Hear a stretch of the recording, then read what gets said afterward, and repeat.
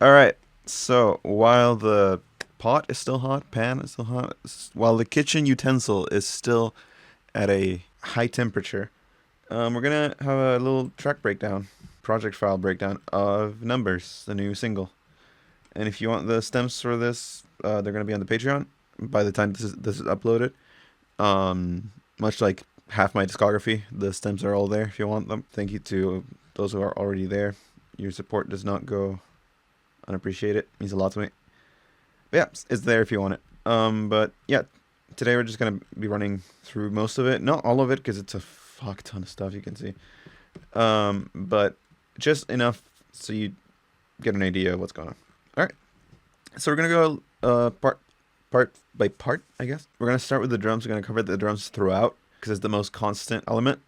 So the song itself started with as a sampling effort. I think it was the Launchpad because I set it up on Citala. I set up a set of samples, mostly UKG samples, but some melodic samples as well, like this, which is from an old recording that I had called Gentle Ghosts. I never used it for anything I wish I had, but now I did. And then some like Mega Man X5 samples from, just ripped it off the game compilation file, like that and that, and then like a sensor beep, some parts of like a drum and bass thing that you can't hear right now, but we'll get to it in a second. So yeah, I made this custom kind of sample layout, and I performed it, I guess, with the Launchpad, just kind of random shit until the beat kind of came out.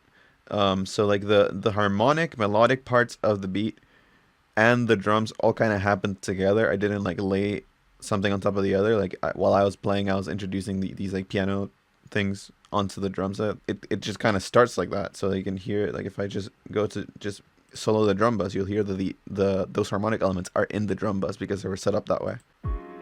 There you go. So right now it's doing kick and that gentle ghost thing with a little hi-hat thing, you know, just like a club kick. Then the sample is just piano, like my standard piano stuff, probably key zone, but like heavily processed from like years ago. And then there's a hi-hat thing. It's like a I think it's like an amen break roll, but just the hi-hat. Yeah, exactly. It's like the part of the break, basically. And altogether it does it does the thing.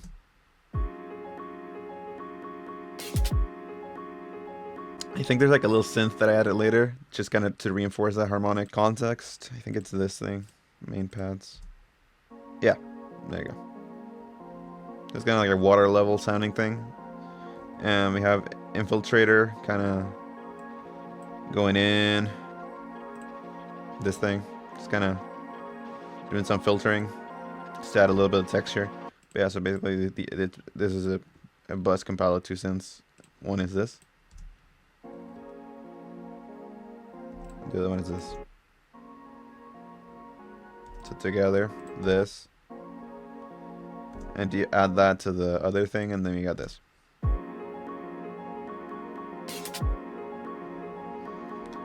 And the intro is basically that, except the kick keeps getting more subdivided, like that. And then we go in with a sample, which people seem to think it's me. It's not. It's Aaron Hansen from Game Grumps when they're playing chess, like here. I'm gonna do something real stupid, and we'll see how it plays out in the end. Beep. There. And then the beat kicks in, and so what we got for that beat, which is the main beat that goes on for the most of the song, is just this. So it's that same sample that we heard on the beginning, like the gentle ghost thing with the same kick pattern, but then we have more snare action. So like, see what I mean? So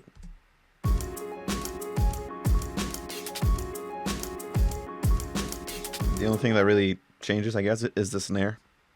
We had a snare on the 2 and 4, and also I added a little bit of like a second synth to kind of boost the gentle ghost thing. So The gentle goes on its own, and then with this one, it's kind of reinforce the fundamentals. Just like a little square wave, you know, normal, very easy, very gentle.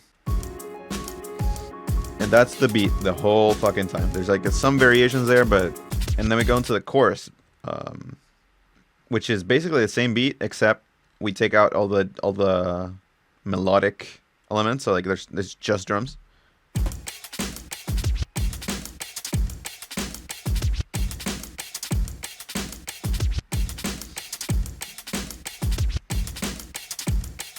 Whole time just driving it.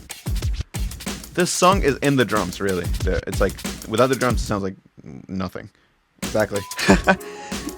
And then we go back to the verse, same thing, and then there you go. Maybe like complete silence.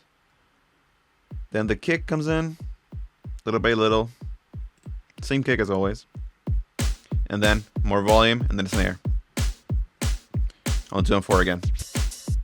Oh, and then the backbeat hi-hat. And then you go. Okay, so what gives it the sauce on this part? Everything's like volume automated, so it keeps kind of piling up and hitting the compressor in a different way. But what gives it the sauce when the beat like really drops is there's like a UK garage kind of loop thing that gives it that kind of shuffle. I think it's this. There you go. Is that because like if I take it out, it's still the essence of the beat is there, but like it's more square.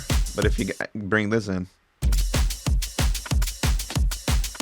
it's got that shuffle to it. Like that's something that I like from like garage breaks as opposed to Amen breaks, which is like I'm gonna butcher this, but like if you think of an Amen break, of course based on the Winston sample.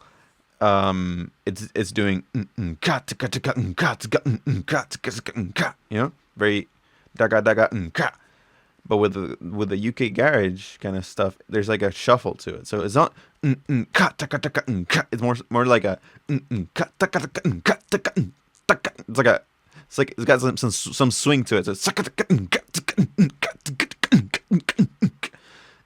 sounds stupid to do it like that, but there's like a little bit of like a delay on the 16th notes in the middle between the kick and the snare of each kind of loop of it that gives it some like forward movement. It's kind of behind the beat, but at the same time it gives you a certain anticipation. So I've been really digging that lately. So I kind of sneak it in everywhere I can because I just love it. So yeah, here. As you can see, like if you like you can see it like it's not aligned with the grid perfectly. Like these kind of beats, they're like super late. I mean, this hit is perfect. This hit is perfect, but this is like super late. That should be there, but it's not, and that's what gives it the spice and wolf. But yeah, so that's that. That part is that. So pulling a train, you know what I mean? That kind of thing. The whole time is just that. This is interesting. This is how we make the transition from like the electric drums, like the electric drums. What the fuck am I talking about? Electronic drums, to my standard acoustic drum set. So like, I keep the kick and the cymbal and remove everything else. So we go from this to this, and then I programmed an acoustic drum roll, automating in from 0 to 100. So you can hear that here. There. And then we switch into the acoustic drum. So like the full transition would be something like this.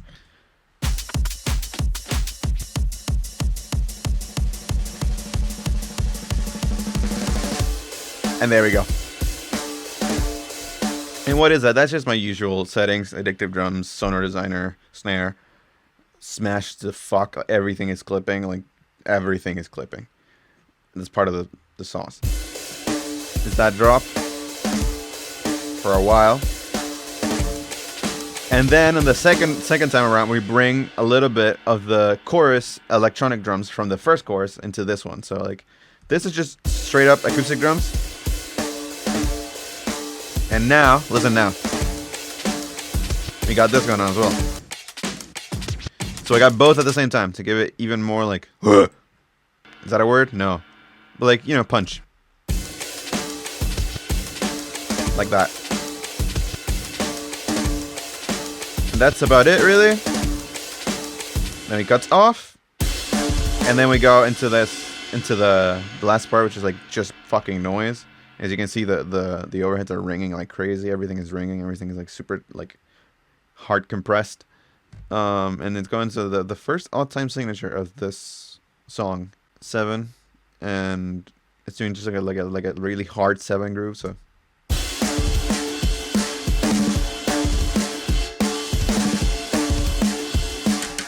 And it does that the whole time. Let's go into the second most important part, which is the bass. So there's no bass at the intro, of course.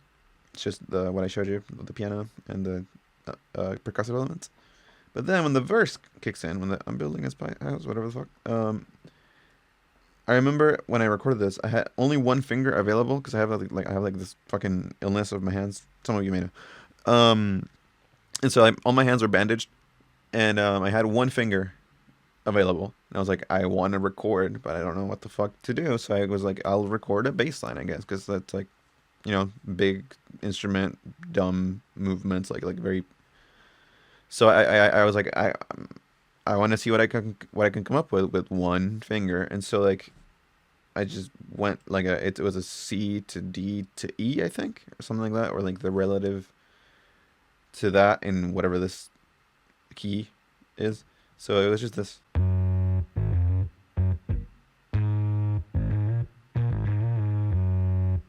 That's it. That's the entire fucking bass line. Shut up. Shut up, me. Shut up. There you go. There you go. But then in the chorus, the bass line gets more sparse, and this bass line is actually not sampled, but like MIDI bass. It's a AK Multimedia Moto bass. I think it's this one. Yeah. That's the chorus.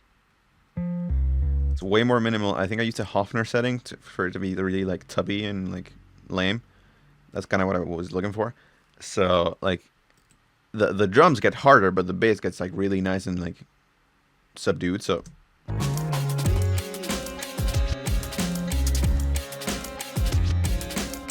all it's doing is this. It's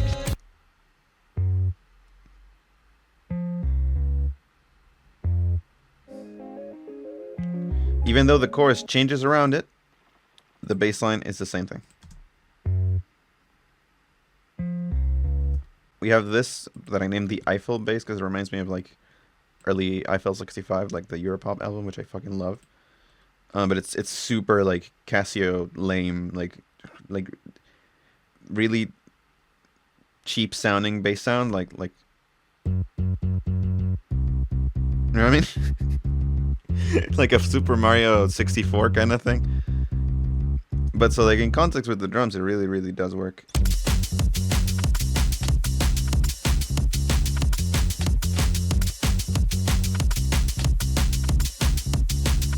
And that's, for the house part, that's all that's happening. And then we go back to the MIDI bass on the final chorus.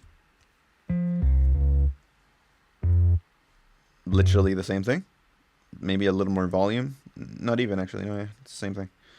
And then on the 7/4 part, we actually do have a comeback of actual like real bass guitar. With it's just a riff doubling the guitar riff. So.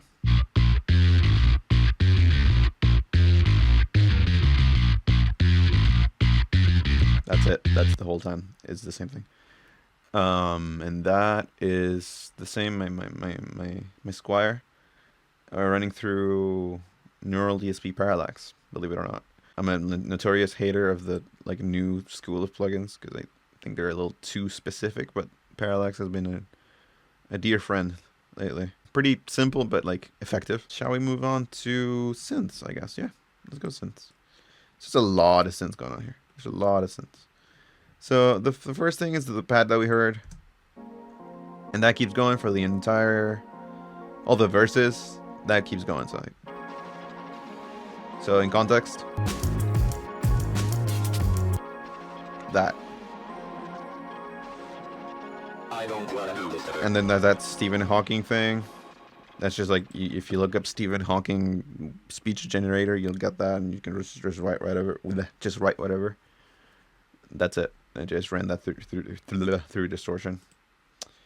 Okay, something really important, something that kind of makes the chorus is the it's a sample, which kind of dictates the chord structure. Shout out to Roshajin, for introducing me to this band back in the day when I was like 17. It's a band called Condor 44.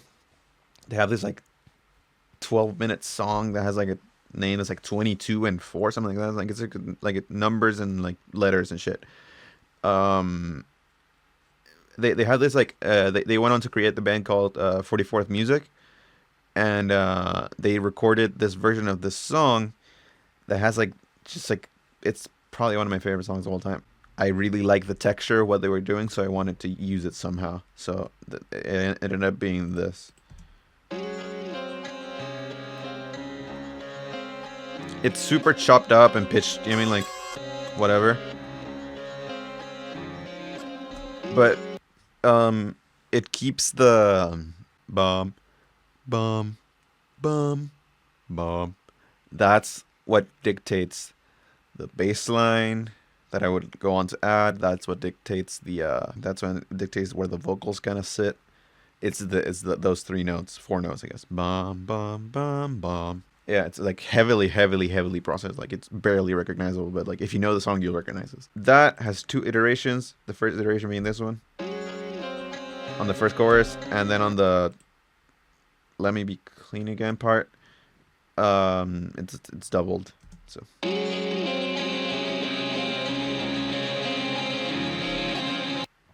what the fuck is going on there? I just put a delay on it. And then the next part. Here we go. Piano. This is just like I think this is Keyzone Classic or Contact Noir Felt. So either the super lowest shitty, like the cheapest, as in like free, the super budgetiest friendly piano, or one of the more expensive pianos out there. I work those are like my 2 favorites. But yeah, it's just like kind of 90s house piano stab, but like played very soft, so, and very fast. And then everything is the same except the velocity of the MIDI keeps evolving, so that's at 127 basically. Alright. Then we got that the big version of that basically, which is comprised of a bunch of different layers. So we got stab 1, which is Arturia Piano 5. And there's this. I don't know what the fuck this is. Oh, this is Roland Xenology, some piano there. And then we have this sample. That's like really heavily processed sample that just adds a little bit of texture. That's about it. So all together.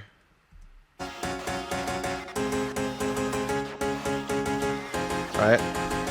So the second repetition of that, or okay, I guess the first repetition, because the second repetition would imply that it's repeating for the 3rd time, but it's repeating for the 2nd time, therefore it's the only repetition. On the repetition of this, there we go. We got like a little Wurlitzer solo on the right side, just to spice some things up, because I was bored. So we got this going on.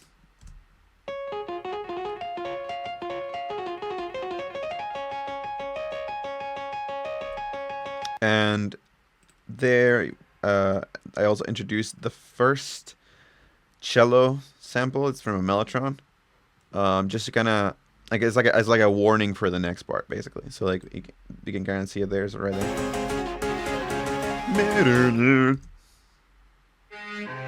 There.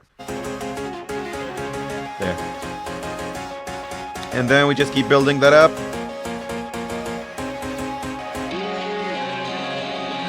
There we go. So a couple important things there. The Wurlitzer solo has this like weird delay tail that kind of becomes its own melody, and I really wanted to emphasize that. So like when I'm playing, it's bada bada bada bada like here. But then the delay takes over and it creates this kind of different melody. Like listen, so like listen to the transition.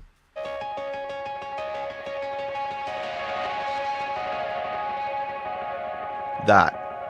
So it's kind of like na na na da da da da da da da da da, and I really like that. So as you can see, I kind of boosted the volume of that there, to kind of for it to kind of transition very prominently onto the next section, which is the section with the cello. And so what's going on there, synth-wise, is the cello plus that Wurlitzer tail and the condor. So condor, the two condors. Then we got that Wurlitzer tail and the cello.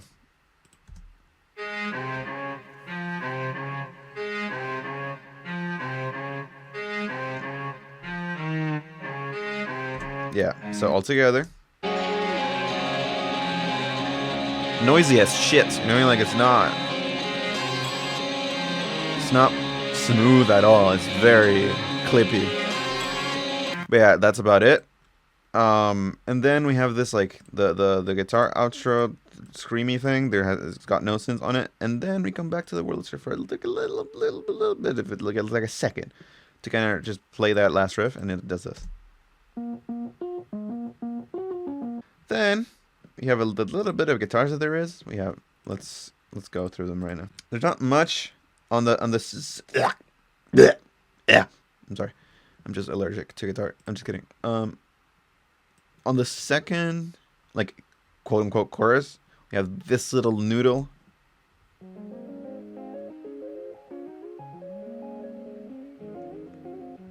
That. It's just that. And that is basically all we got for guitar until we reach the ending, which is like 8,000 layers of the same fucking riff.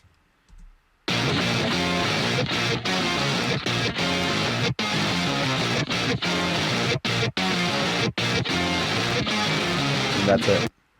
For guitars, that's it. And then I guess last we got vocals. Just kidding, I got really embarrassed, so I just closed the project. But yeah, thank you for enjoying the song. There's more to come. Bye bye.